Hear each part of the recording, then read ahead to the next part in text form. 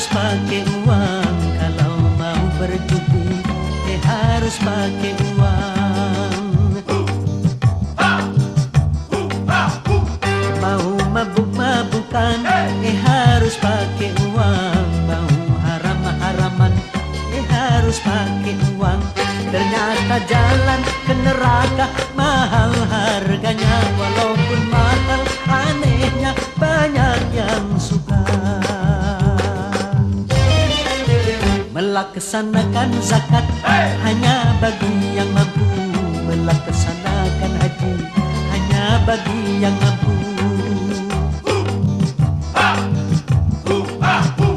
Mengerjakan sembahyang tidak usah membayar. Mengerjakan puasa tidak usah membayar.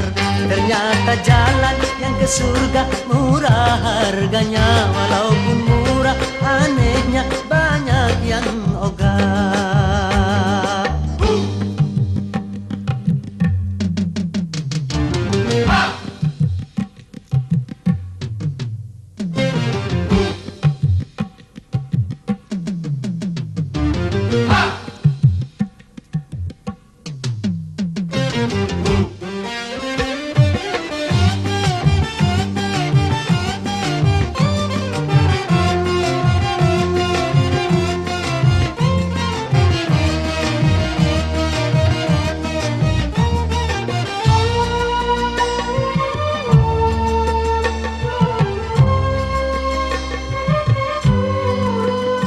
Kalau nanti ada yang masuk ke surga, itu karena dia memang berusaha.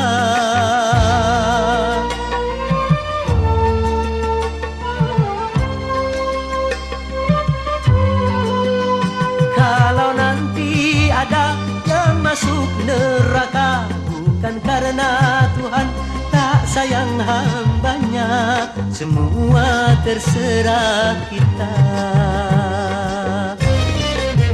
Kalau suka melacur, penyakit akibatnya. Kalau suka tak jujur, tak akan dipercaya.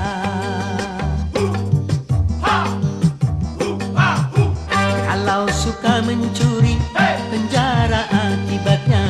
Kalau suka berjudi, tak akan bisa kaya. Ternyata jalan ke neraka teramat susah. Walaupun susah anehnya banyak yang maksa.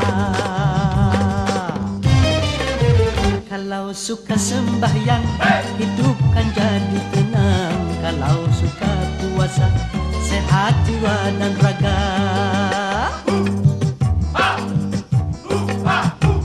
Kalau suka sedekah harta akan berlimpah. Kalau suka beramal teman akan bertambah. Ternyata jalan yang ke surga teramat indah. Walau